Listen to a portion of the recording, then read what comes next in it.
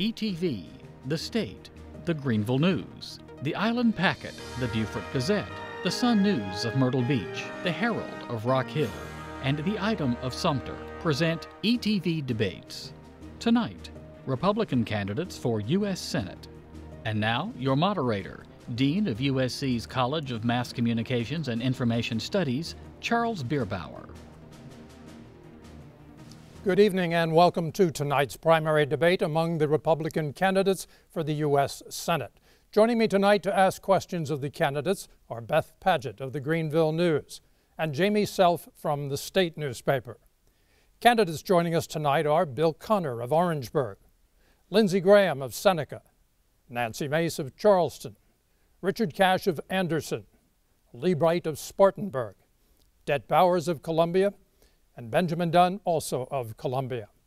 Before we begin tonight, some brief ground rules. Each candidate will have 1 minute to respond to the question. If necessary, I will allow a 30-second rebuttal. We drew names when the candidates arrived for the order in which we will start. And that first question will go to Mr. Connor and then to all of the rest of you in turn.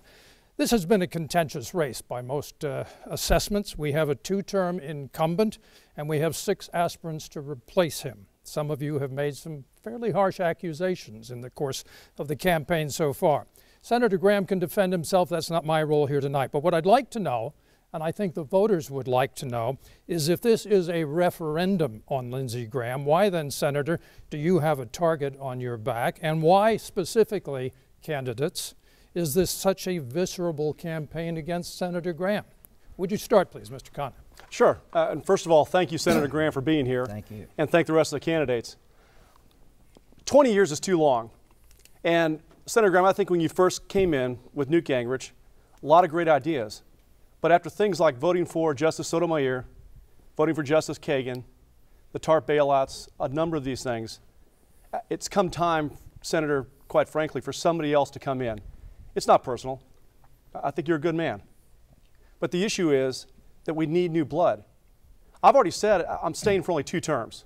12 years is long enough to get what I need done.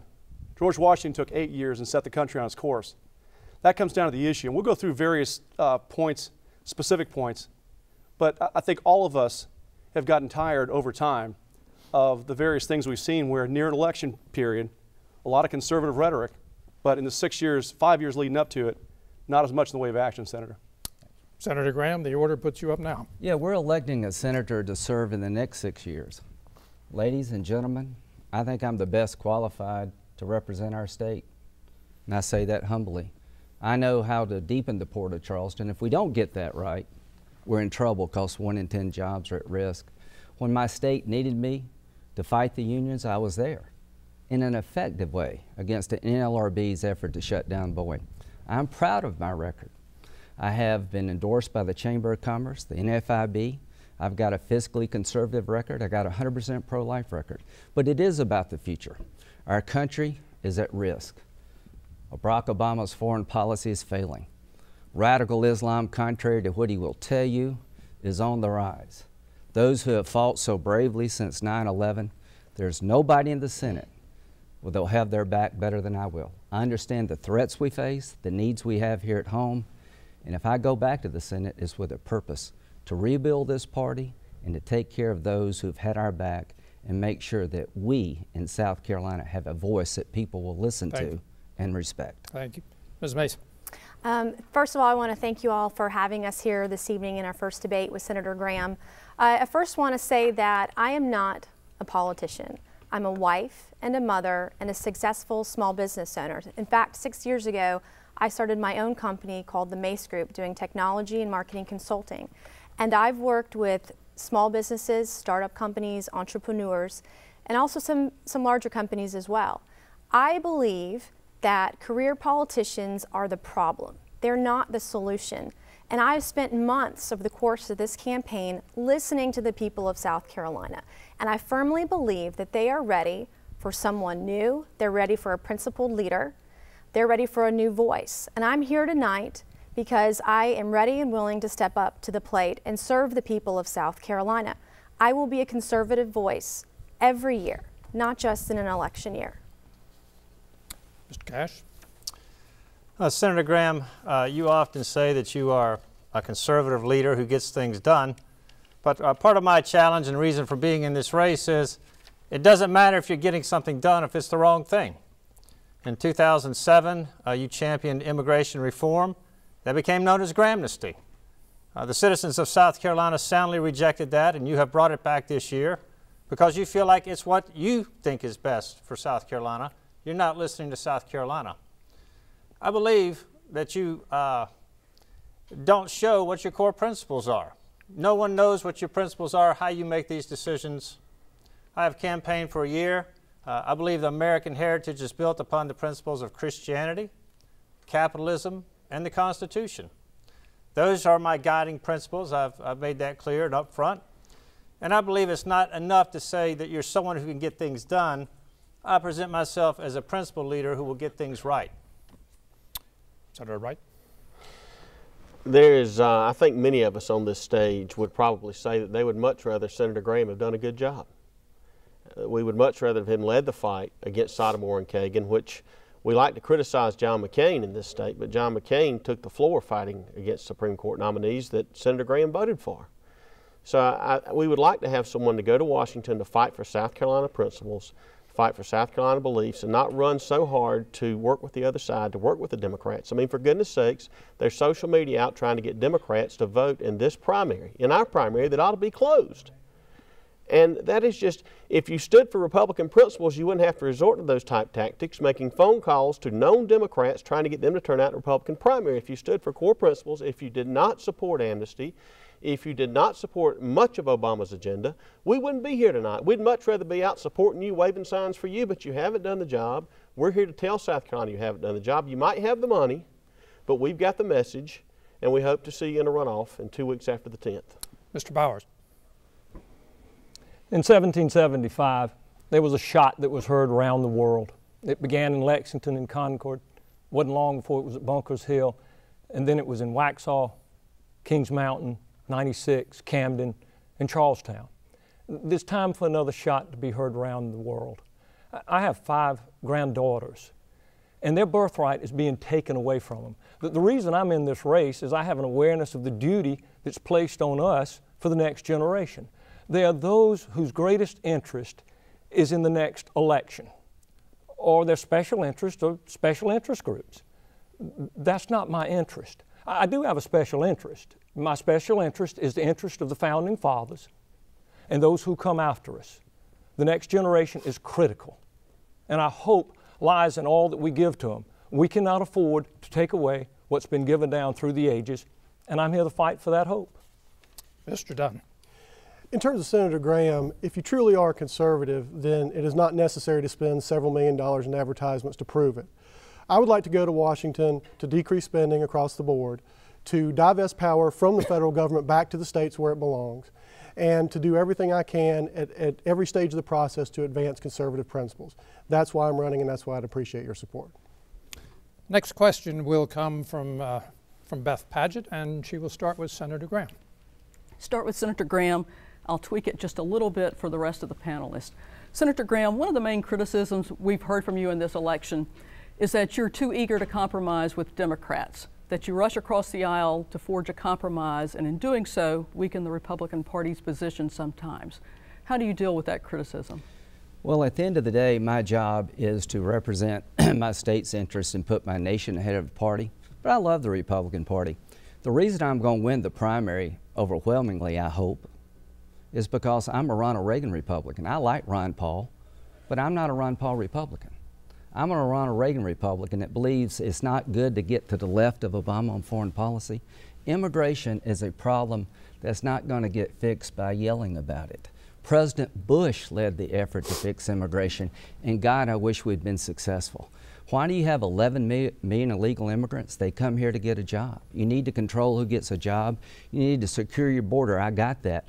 We increased Border Patrol agents by 20,000. We put technology on the border, secure the border, but they keep coming here to work. We're not being overrun by illegal Canadians. You've got to sit down with the other party on occasion, like Ronald Reagan and Tip O'Neill saved Social Security from bankruptcy. I'm a good conservative. Check my record out, but I'm also a problem solver, and this country needs to solve problems. Thank you, Senator. And to Ms. Mace, tweak the question. Why is it so wrong for like-minded Democrats and Republicans to occasionally try to find common ground on the big issues such as the federal debt, immigration, Social Security reform? How does anything get done in Washington on these big issues if each side just digs in their heels? Well, certainly we need to see change, but we don't need to fundamentally transform America. We need to transform Washington, D.C. I believe, as a Republican, in limiting the size and scope of our government. I believe in a smaller government. I believe in less taxes. I believe in this core foundation that we all do as Republicans. And Senator Graham has had 20 years to go up there and get the job done. It's time to allow somebody else another turn right now. And after that length of time and listening to the people of South Carolina, we need a principled leader. We need someone who will reach across the aisle, but to negotiate and bring the others to our side and not just walk across the aisle to the Democrats and stay there. We need someone who's going to be strong. We do need to stand up and fight for what we believe in, which is to limit the size and scope of government. We need lower taxes in this country in order to create jobs and move this country forward. Mr. Cash. Senator Graham, you're describing yourself as a Ronald Reagan Republican, but I believe a lot of us, all of us here on this stage, really believe that you're a John McCain Republican, that you seem to be doing John McCain's bidding, that he is your mentor, not Ronald Reagan. And I find it interesting that John McCain has not even been in the state to campaign for you when you went all around the country to campaign for him in 2008. As to the question of can we have compromise with the Democrats, certainly we can have compromise within certain parameters. But if we're talking about the national deficit of $17.5 trillion, we have to have some parameters about which the compromise takes place within. In that example, I would say the compromise has to take place within the parameter that we actually have structural reforms in place before we raise the debt ceiling again. We just can't keep raising the debt ceiling and not getting anything in return. Thank you. Senator? It seems when we compromise in this time, it seems we're always giving the Democrats what they want, and it seems like Senator Graham's definition of compromise is he gives in to the Democrats and then he gets to go in front of the press and congratulate himself for giving in. We've got to take the fight to the Democrats. This president sat in a church that didn't say God bless America. They said God something else America. And this man has been trying to dismantle this republic ever since. If we're going to save this country, the next 2 years are going to be crucial. What you decide, you sitting at home watching, talking to your friends, what you decide is as important as the battle of cowpens. Because if you don't get it right, if you don't elect the right man for the U.S. Senate or woman for the U.S. Senate, if you don't elect the right person for this U.S. Senate seat, there could be catastrophe around this nation. The rest of the country's looking to us. Is South Carolina going to make our stand? And I'm asking folks that are watching, if you want a principled conservative that's going to go hold the line when it comes to conservative principles, the things that South Carolinians believe in, I will do it in Washington like I've done in Columbia for the past 6 years. Thank you. Mr. Powers. One of the distinctions between those who hold their principles dear and those who do not is what the moderate does is he carries his principle to the point of personal sacrifice. And at the point of personal sacrifice, he drops the principle. All of us are reasonable people. We have primary, secondary, and tertiary principles in our lives. Some of those are vital. For example, for me, fidelity in marriage is a principle that I'll never compromise. But there are other issues where we will address them differently. We'll negotiate. As an attorney for 20 years, I negotiated for my clients. But I always did what the client wanted. In this instance, the client is the Constitution of the United States and the state of South Carolina. That's who we represent. And unless we represent them well, we should not be there very long. Mr. Dunn? You know, compromise is an innately conservative principle. But over the last couple of decades, conservatives have become terrified of the concept because far too often, in practice, compromise has meant Democrats trying to grow the government as fast as they possibly can and Republicans growing the government as fast as they can get away with. Now, the reason for that is that increasing the power of the federal government supports the status quo. It supports the career politician. Therefore, what we need to do in this coming primary on Tuesday is to change up our course to get somebody new who's going to fight for conservative principles. And again, that's why I'm in this race. And Mr. Conner. 24 years ago, after graduating the Citadel, I swore to protect and defend this document, the Constitution of the United States, the same document you swore to protect and defend, Senator. And when you talked about our foreign policy, let's be a little bit careful here. I volunteered for Afghanistan because I believe in a foreign policy that defends us. And I'm not some guy who would cut our troops down to almost nothing or be in that boat. I believe I'm a Ronald Reagan conservative. But here's the thing. This is why I'm in the race. People have fought and died for this document, and we have compromised this document. And that's what's led us to where we are. And all the blood that was spilled to take us to where we are with this document is what's gotten us here. I want to get us back to that. For example, I want to abolish the National Department of Education because there's no constitutional mandate for it. You've not proposed that. I want to propose it. And it may seem to some people to be a bit far, but it's not. And we need someone to get us back. And Democrats will come along when they see, in this case, what it's going to bring our country. Thank you. Jamie Self has the next question, and it will start with Ms. Mace. Thank you. I think you all would agree that current immigration policy isn't working, that it's led to more than 11 million undocumented immigrants currently living in the United States. However, you disagree on whether giving them a pathway to citizenship must be part of the solution. So my question is, what is your specific plan for dealing with the 11 million people already here illegally? And does that plan include asking them to leave the country voluntarily? With regards to immigration, we've tried amnesty in 1986. It's almost as if our federal government and administration and those career politicians in Washington, D.C. are stuck on repeat. We tried it before and it didn't work. I believe that we first need to secure our border, and secondly, Congress and only Congress should have the authority to approve when that border is secure and not another federal bureaucracy. Third, I believe that if you're here illegally, then you shouldn't have access to welfare benefits or entitlements. If you come here legally and you speak English, you work hard, you pay taxes, and you work hard like every other hardworking American, then citizenship can be earned. Ultimately, I feel personally on this issue that folks who've been in D.C. for so long, they don't get or understand our values. And I want to be a voice for the people of South Carolina. Thank you. Mr. Cash. Illegal immigration is a hot topic because, as I said, it's something that Senator Graham proposed in 2007. It took on his name, Gramnesty. It's come back in 2014. It's not going away. Many South Carolinians care about this issue. Why? Because first and foremost, we are a country that is based upon the rule of law. From the chief executive down to the lowest person in our nation, we believe in the rule of law, and providing a pathway to citizenship to those who have broken the law to enter this country is simply undermining our own foundation. What it did in 1986 and ever since is create a further incentive for the next wave of illegal immigrants. And I believe if Senator Graham's bill is passed, and I hope it won't be, that 5 or 10 years we'll be having this same conversation about what we're going to do with the next 5 or 10 million illegal immigrants that would have been incentivized to come here as a result of that. I say to those who are here illegally, you do need to go home. You need to apply illegally like the others have and come here on lawful terms. Thank you, Senator Bright. We need to have the rule of law observed. If you're here illegally, you need to go home. I mean, it's that simple.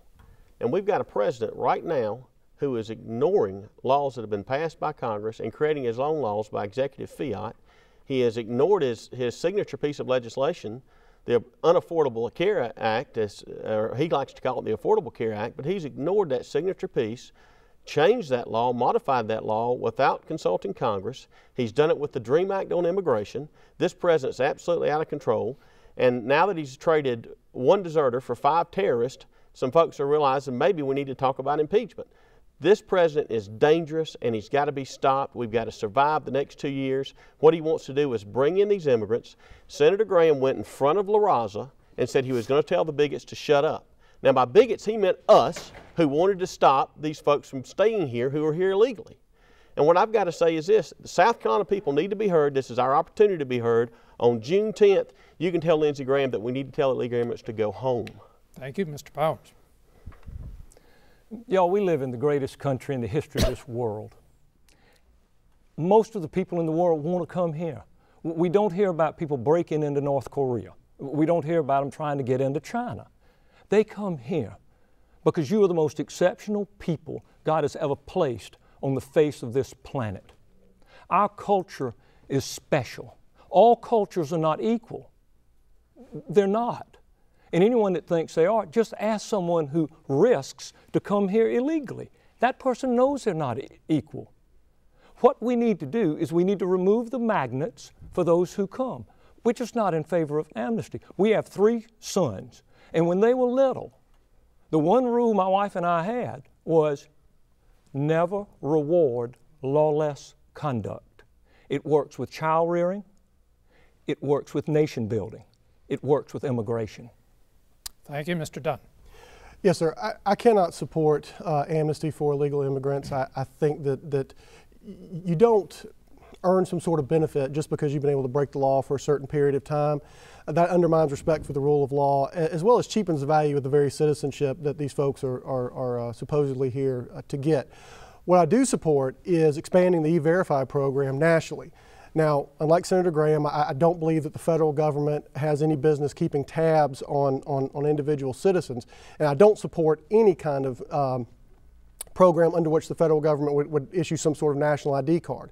But when it comes to foreign nationals who are in our country, then we do have an interest in knowing who these folks are, what they're doing, and what their plans are. And the beauty of the E-Verify system, if it's imposed nationally, is that the enforcement is on the employer end.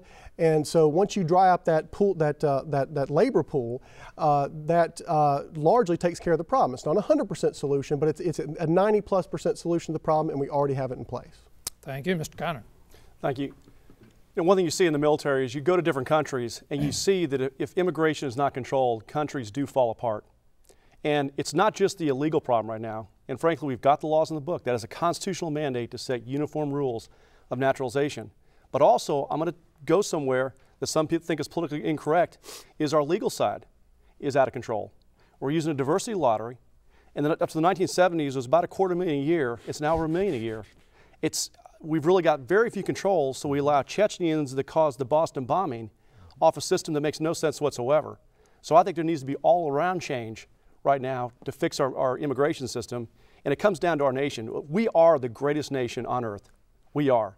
But people have got to become American. It takes some time to have the same values, the same ideals, the same Constitution, and we're losing that as a people. And that's one of the reasons I'm in this race. I have 3 children right now, and I really worry for their future if our nation will stay the nation we were given.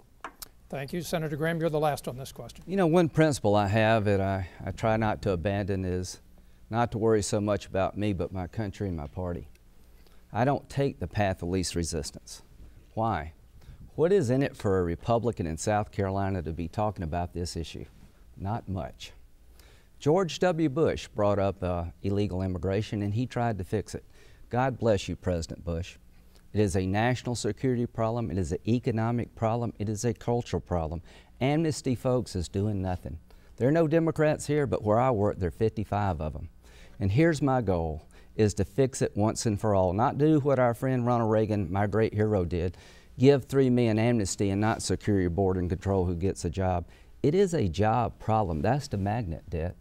We're not being overrun by illegal Canadians. We're being overrun by people in poor and corrupt countries. Secure that border first, control who gets a job by national E-Verify, and be practical with 11 million. If you felon, off you go. Nobody stays without learning the English language. Get in the back of the line, pay taxes, wait 10 years before you can apply for a green card.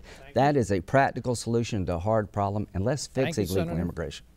Let me ask you this, all of you. Initially, I asked if this were a referendum on Senator Graham. I'd like to similarly ask if this is in some way a referendum on the Tea Party. In this primary season in various states, we have seen where some of the mainstream Republicans, if you choose to call them that, have rebuffed some of those who've been supported by the Tea Party. So help us gauge where you are on the spectrum, each of you. Are you a member of the Tea Party, such as it is? It's not a formal party. Are you sympathetic to the Tea Party? Are you aligned with the Tea Party? Or might you have even been somewhat influenced by the Tea Party movement to sort of shift your views? And give me some specifics, one reason why you are where you say you are. We'll start with you, sir, Mr. Cash. Okay. I first got involved in politics running for Congress in 2009 and 2010. I made my decision to run before the Tea Party began, which, as you'll remember, was in 2009 as a result of the stimulus money. People rose up in arms and said, we just can't keep spending $800 billion here, $800 billion there. It's not going to work. So the first principle of the Tea Party, quite simply, was fiscal responsibility. The demand that we cannot keep spending 40 cents on the dollar that we're borrowing. That's just not going to work. The second thing I believe the Tea Party stands for really is adherence to the Constitution. The idea that the Constitution really means something. It's not just a piece of paper that we can just conveniently ignore when it suits our ends. And I think sometimes, Senator Graham, that's what you're willing to do. When we get to the NSA, you're willing to ignore the Constitution, bend the rules like the liberals do. We don't need that. I call myself a God and country candidate, but I love the Tea Party, and I'm glad to have their support. Thank you. Senator Bright. I have been rated with a 100 score by all the Tea Party scorecards I've seen, and the Tea Party group is for limited government. The media has done a terrific job in demonizing folks that want and love the Constitution. I mean, they constantly try to demoralize them. But I've got to say that, you look at the way these elections are taking place. If you read the comments from one of Senator Graham's own supporters saying he co-opted the Tea Party. I mean, people love to take credit for the Tea Party and then they push them away, in certain instances. I got to say, Tea Party, that's for tax enough already, and I believe that 100% we are taxed enough already. Our government spends too much. We have got to hold these folks in Washington accountable. It was just a cry out from the people. They'd finally had enough. I'm hoping they stay rejuvenated and come out and vote June 10th. I look at that Gadsden flag and what our forefathers thought when they were being trampled by a tyrannical regime an ocean away, by a king that was running over them, and now we have a president in Washington who thinks he's a king. So I hope the Tea Party comes out June 10th. Thank you. Mr. Bowers. I think most of us up here recognize what the Tea Party stands for, and we appreciate what they stand for. As we get into individual conversations with those who are in the Tea Party, I think we're going to find differences. That's true in every area of life. We're all reasonable people, and we're going to address issues from our own perspective and from the perspective of the generations to come. Our responsibility is to bring people together. And what we find in so many areas of life is everyone's trying to divide rather than to unite. Y'all, I think if God was here today and you ask God, what party are you a part of? He would say, I'm a party of, I am my brother's keeper. We cannot bring people together if we continue to look for ways to divide. Are there differences? There'll always be. We're reasonable people. But what our responsibility is to be the adult in the room and bring people together so we can move forward. And that's the only way it'll happen. Mr. Dunn? The Tea Party came into being because conservatives could no longer tolerate what they were seeing coming out of Washington. And frankly, that's the reason why I entered the race. The other thing I think to keep in mind is we must each ask ourselves, why are you conservative? Why am I conservative? In my case, it's for two principal reasons. First, as a Christian, I have certain key fundamental moral and religious beliefs that I'm not going to alter from. So on certain issues, that explains and is the root of my conservatism. But in addition to that, I am a conservative because it's practical. It actually works. The stuff that comes from the liberals and the progressives makes for fantastic soaring rhetoric. But when it's seen in practice, as we've seen with the Affordable Care Act, it's just an absolute train wreck. So conservative principles always work when tried. That's why I believe the way I do, and that's what I would like to go to Washington to implement. Mr. Connor. Thanks. Look, I'm the first person in my family to really get involved in politics. Grew up as a military brat, military career. Here's the thing. I'm one of these people that came in 2007, 2008. 2008, I got back from overseas. I saw the TARP bailouts. With Senator, you voted for both of them. Came to realize, in addition to everything else, our country was really going under, away from the Constitution. And so I spoke at the first Tea Party in the history of the state, February 27th, 2009. It's not a party. It was a bunch of people that saw the stimulus package. And by the way, the stimulus package was something that Barack Obama pointed back at John McCain, Sir, you and others, and said, you did the hard bailouts, I'm doing the stimulus package. So for a lot of us, it was the party needs to be reformed. The Republican Party has got to be brought back to conservative principles. That's what it's all about. It's a movement, not a party. Now, there's some groups that are trying to co-opt it, and that's I'm a little concerned about. But the overall Tea Party is about the Constitution and small government and low taxes. Senator Graham. Well, the one thing I would say is that we've given away 4 seats over the last 4 years because we nominated people who couldn't withstand scrutiny. If you nominate me, that's not going to happen. I'll beat the Democratic candidates' brains out. They know it. They're not going to spend 15 cents here. The Tea Party is rightly frustrated with the size and scope of the government. But what good is the Tea Party, the Republican Party, the Democratic Party if they can't take care of our country? If they can't solve the immigration problem? And when it comes to the NSA, my friend, I understand constitutional checks and balances, but these guys in Qatar, these 5 terrorists, Taliban killers, Al-Qaeda sympathizers, if they're calling back into our country, I want to know who they're talking to. I'll get a warrant, make sure the judge oversees the phone call, but we're under siege. Radical Islam is in our backyard. We're not going to go blind. We're not going to put our head in the sand and get to the left of Barack Obama. As to judges, the Constitution is not a Republican document. It is not a Democratic document. It is a document about a process. How do we get all of our judges and they never get theirs?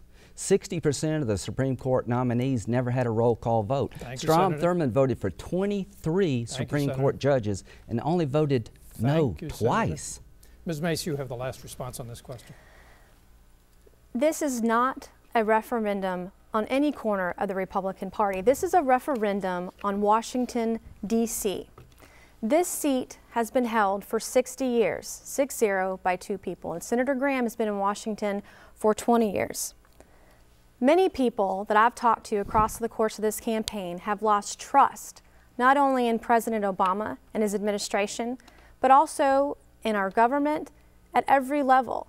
And we don't trust those who've been in Washington for too long. The Beltway insiders, if they were serious about making the changes necessary to turn our economy around, they would have done it already, but they're not.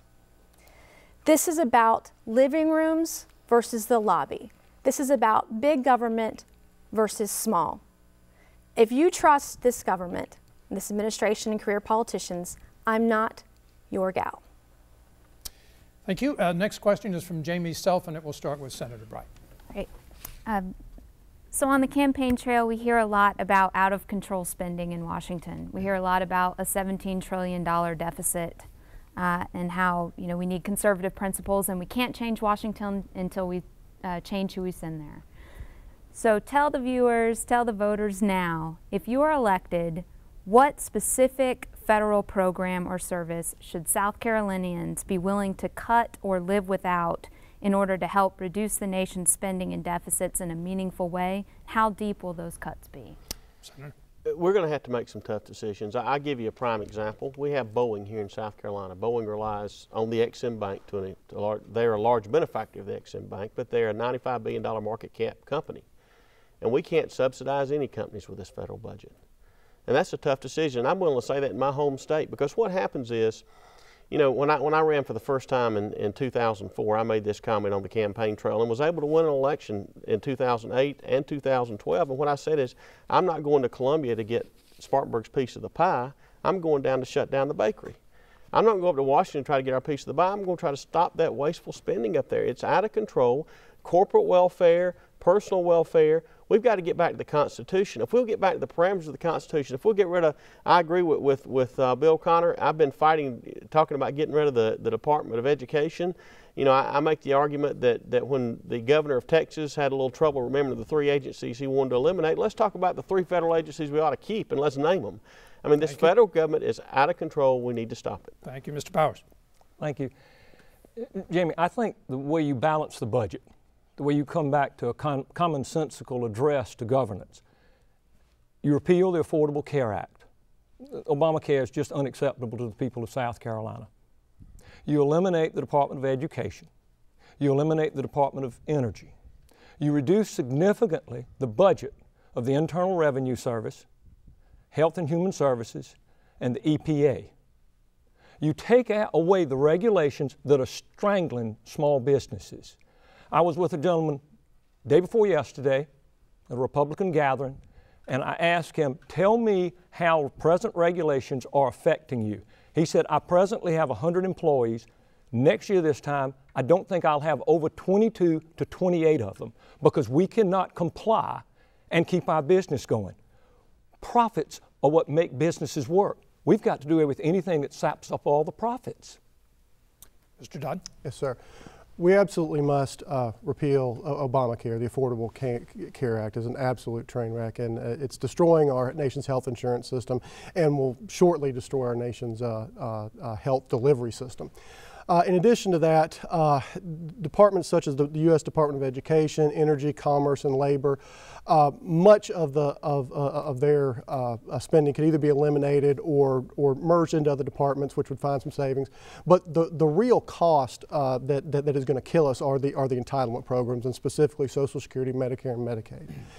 The only thing that we can really do with those is we have got to cut spending in the out years, because particularly with Social Security and Medicare, you've got senior citizens who have paid into those programs for their entire career, and they're depending on those benefits to get by on a daily basis. But for folks my age, say 50 and younger, we are going to have to look at some serious reduction in some of those benefits over time. Mr. Connor. I'm going to take a few seconds to mention one thing the Senator talked about. Radical Islam. Senator, you went to Egypt and you basically supported the Muslim Brotherhood over the Egyptian military. I've served there. I've got relatives that are Christian Egyptian. The Christian community spoke out about that. So I just want to make that point. I appreciate what you've done in other areas with radicalism, but that was not a good decision. When it comes to cuts, though, I've already talked about Department of Education and why. Again, it goes back to enumerated powers. Article 1, Section 8 lays them out. We've kind of forgotten that. And it didn't come until Jimmy Carter's time period, so it hasn't been here forever. We may want to take things like the higher education loan program, reform it, and put it in a treasury. There are ways we can do this. Entitlements, we're going to have to go through it and slash entitlements. And we're not talking about Medicare or Social Security. We're in a tough economy, and we've almost doubled the number of people on food stamps. So people are working harder to pay for those that right now are in the back of the cart. And we can't keep doing that. Our nation will not sustain it. We'll become Greece. Senator Graham. Well, the first thing we got to do is be honest with the public. By 2042, the entire revenue to be collected in taxes goes to paying for Medicare and Social Security, because 80 million baby boomers are going to retire in the next 20 to 30 years. We're living longer. We're all living like Strom Thurmond, South Carolina senator. At 1935, the average life expectancy was 60. Today, we're living in our 70s and 80s. Check out my solution with Rand Paul and Mike Lee, where we means-tested benefits for Medicare and Social Security. When I was 21, my mom died. When I was 22, my dad died. If it weren't for Social Security survivor benefits, we wouldn't have made it. That check really mattered a lot to me and my sister, my aunt and uncle. I'm making enough money now where I could give up some of my benefits, and I would for the good of the country. You're not going to save this country unless you deal with Medicare and Social Security. They're programs worth saving. Entitlement reform, 67% of the budgets, interest on the debt, and entitlement spending. You can eliminate the Department of Defense and not have a drop in the bucket to balance the budget. Do the hard things, America, before it's too late. Thank you, Senator. Ms. Mace. Thank you. With regards to spending and the debt, John Adams once said that there are two ways to capture and enslave a nation, one by the sword and one by the debt. I believe that we need to pass cut, cap, and balance. We need to cut current spending levels. We need to cap future spending. And we need to pass a balanced budget amendment. But what's happening today, and we're all witness to it, is that the establishment in Washington, they aren't serious about making the difficult decisions that we need to. They're serious about kicking the can down the road, though. And their policies are literally choking the life out of small businesses. I've talked to many small business owners over the course of this campaign, and it doesn't matter what industry it is, but I constantly hear about tax policies, health care, and government getting in the way of their growth. And to grow the economy, government has to retract. We have to cut regulatory burdens, we have to cut taxes, and we have to cut spending, and we have to get serious. Thank you. Mr. Cash, you're the last to respond to this question. Okay. I agree with most of what's been said here. We certainly do have to repeal Obamacare. It's a drag and a drain upon the economy. There are some agencies that we could easily live without, the Department of Education being the prime example there. I do agree that we're going to have some structural reforms to the major programs. I agree that we're going to have to raise the retirement age gradually so that it reflects you know, the advances in modern technology and longevity of life. I'm a little bit more concerned about this idea of means testing benefits, because that sounds an awful like Democratic rhetoric about paying your fair share, where we're going to penalize people who have done well in life. I think people should be able to keep the money that's entitled to them. If they want to give it away, they can do a much better job of giving it away than the government can. So I think there's some things that can be done. We've got to look at programs that are having unintentional consequences. We've gone from 17 million people on food stamps to 47 million people on food stamps in 12 years. We can't keep doing that. We've got to get back to everybody works in America. Thank you. Beth Padgett has the next question. It will start with Mr. Bowers. Thank you. Republicans in South Carolina have rallied around the idea of repealing the Affordable Care Act, commonly called Obamacare. If you strike gold in November and you have the votes to repeal the Affordable Care Act, what do you replace it with? And are there parts of Obamacare that are good that you would like to keep, such as denying insurance companies the ability to kick people off the rolls when they have pre-existing conditions, or even allowing, requiring insurance companies to keep children on their parents' insurance until they're 26? What do you do with Obamacare if you repeal it? There are a number of plans that have been proposed. If you look particularly, one that I would single out is by Senators Coburn, Burr, and Hatch. And they address some of those same issues. They address the issue of pre-existing conditions and that type of thing. But what they do, and what's essential, is that the responsibility has to fall upon the person who is affected most dearly by whatever the issue is, and that's by the patient. We need transparency in everything we do. There needs to be negotiation in the prices that we accept. I believe we need to have tax-free HSAs. Ben Carson has addressed this in some detail. Look at Dr. Carson's plan. I think it offers us some entrees. We need the premiums to be tax deductible, both for corporations and for individuals. We need to incite people to buy the insurance, to purchase it. We do not need individual mandates. We are people who pride ourselves on our freedoms and our liberties. That takes it away. That's unacceptable to Americans and South Carolinians. Thank you. Mr. Dunn. Yes, sir. There are certainly a host of conservative principles and policies that we can implement that will help contain the inflation in health care costs, which got us Obamacare in the first place. For example, we could greatly expand the use of health savings accounts, which are the thing I love about those is they give individuals both responsibility and choice in managing their own health care. In addition, we could either repeal or at least modify the McCarran-Ferguson Act, allow health insurers to compete across state lines. That allows them to develop much larger risk pools, and that brings the cost down for everybody, particularly folks with pre-existing conditions. Remember that the Obamacare is certainly, you know, a dream that the progressive left has long had, but it's also the result of a Republican failing. In the 108th and 109th Congress, when President Bush was in office, the inflation in health care costs was evident. Republicans did not implement conservative principles, and so when we ceded the field, we ended up with Obamacare. Thank you. Mr. Connor. Sure. This is near and dear to our heart. My wife is an OBGYN. I'm married 23 years, and we've seen the effect on a number of decisions leading up to Obamacare. And it wasn't just Obamacare. We took the wrong direction with Obamacare, but there were a bunch of problems going back particularly to the 1960s and the decision for the government to get involved.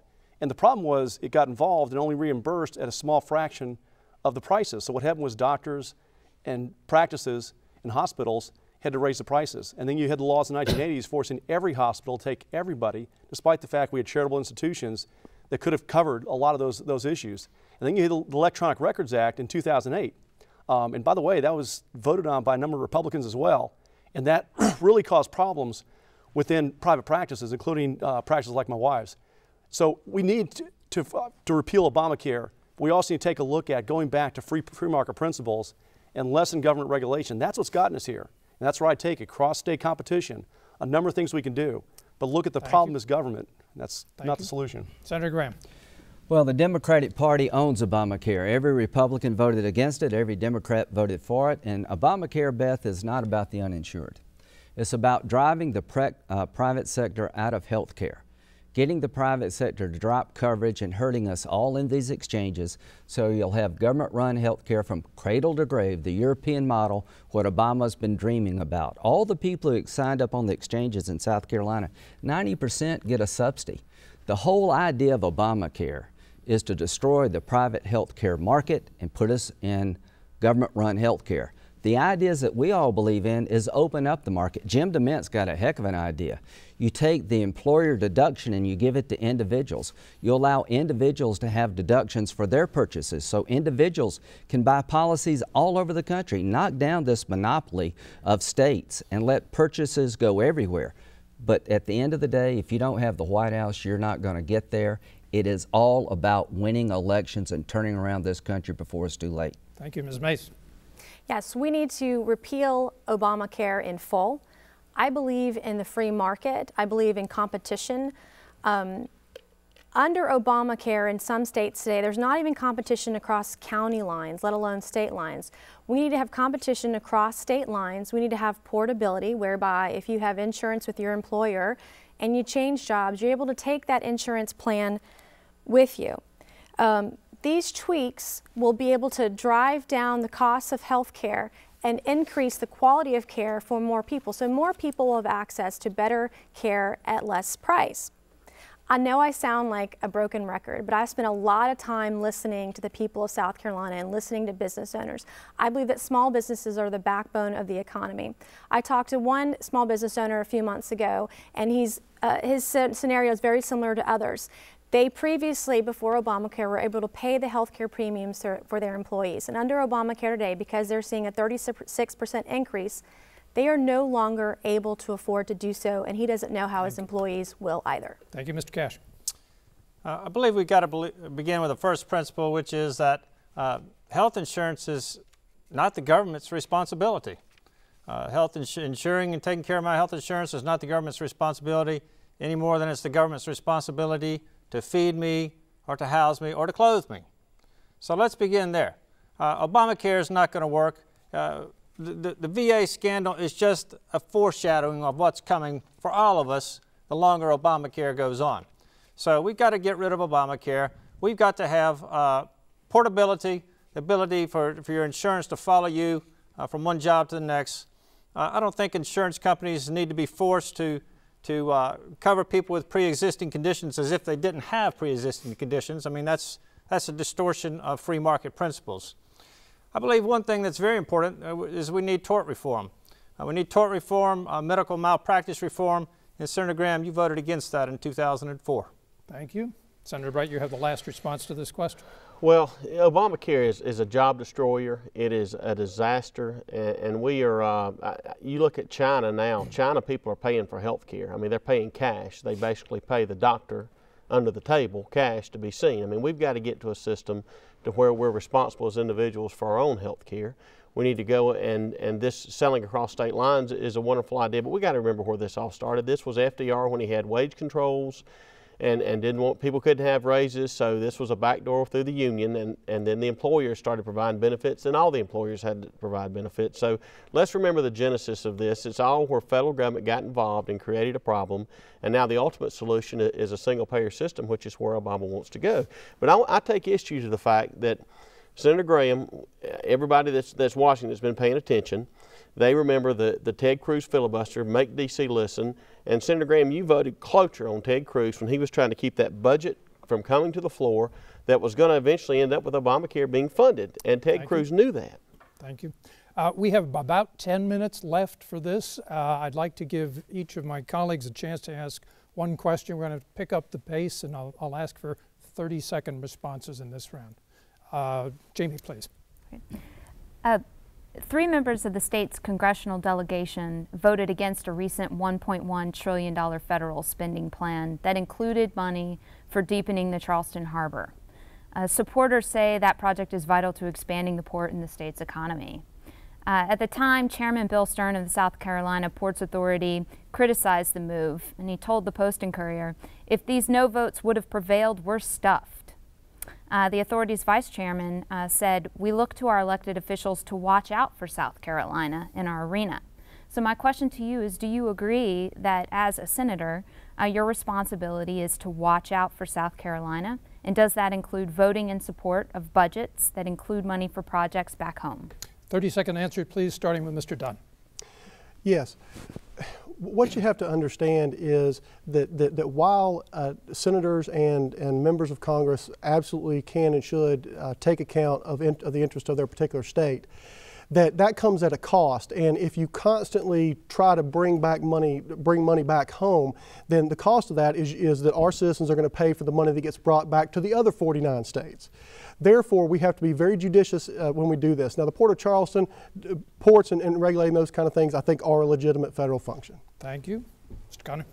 We should take care of the people of South Carolina. And the problem is, if we take ourselves to Greece, that's not taking care of anybody, including our own state. This budget actually increased in a terrible economy and a $17 trillion debt increased by $30 billion. That's just not right. Now, I do understand it is very important. I've been down to Panama. I've seen the opening. Once it gets open, those big ships will come, and we do need them. So I'm going to fight tooth and nail, but I'm also going to fight tooth and nail to reduce the size of government. I've talked about ways to do that. Senator Graham. The WRDA bill, which I voted for and helped write, spent at 2008 levels.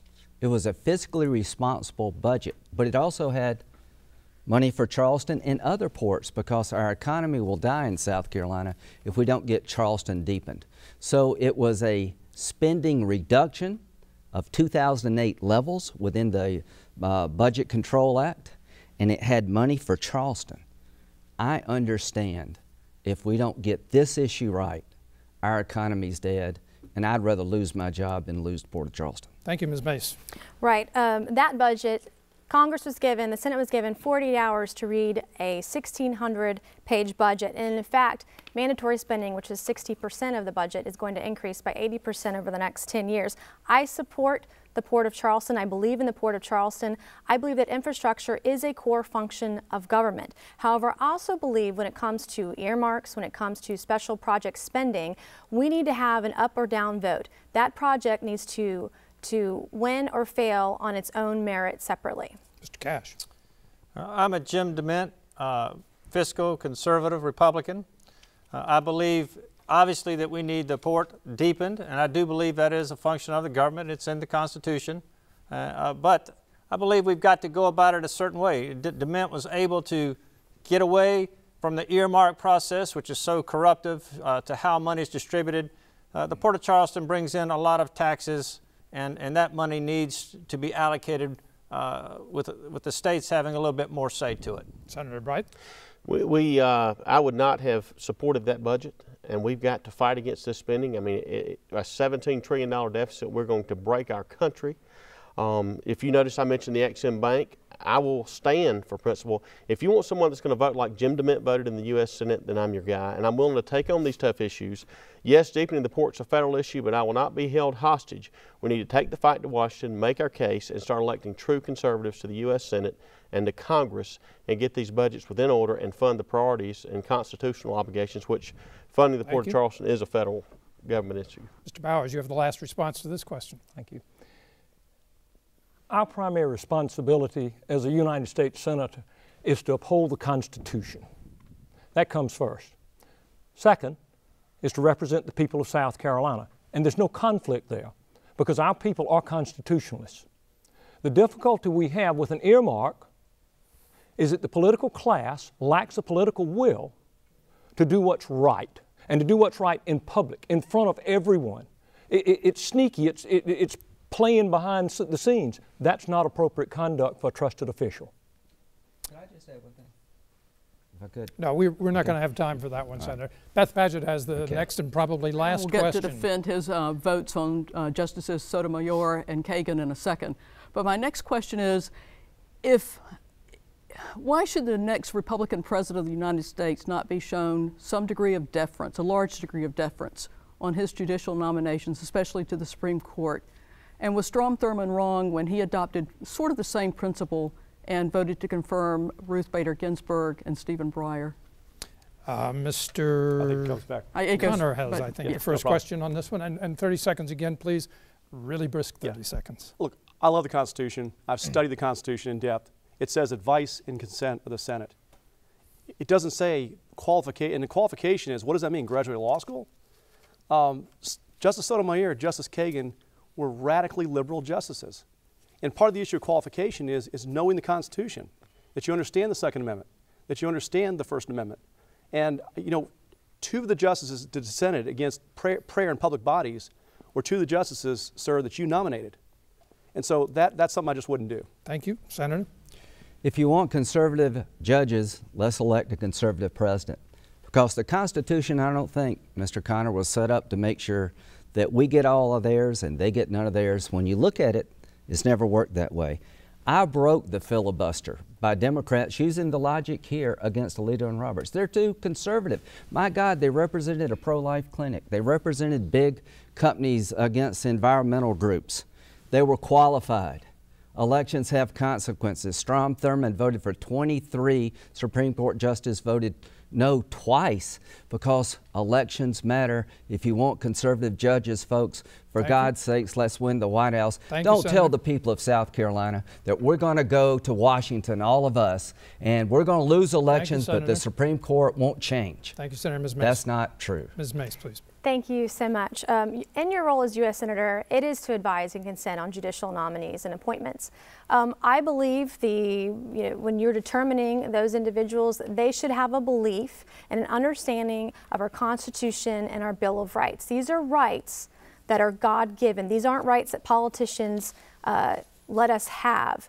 These are rights that all of us are allowed. And what folks in Washington, D.C. don't understand is that they are completely out of touch with our values with regards to these issues. And you're right, Senator Graham, elections do have consequences.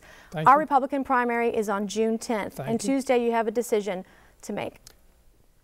Mr. Cash. A judge is not qualified if they don't believe that the Constitution should be interpreted according to original intent. Now, in these hearings, these judges did claim to be constitutionalists in that regard, but their track records proved otherwise. Judge Sotomayor was caught on tape telling law school students that they wanted to get on the appeals court because that's where policy was made, and everyone laughed nervously because she realized at that point she was caught on tape. This is a judge, Senator Graham, that you said was very well qualified. She will never vote to overturn Roe v. Wade. She is going to vote against a traditional understanding of marriage. Thank you. She's already voted against religious liberty. Thank you. Senator Bright. Advise and consent does not mean automatically approve.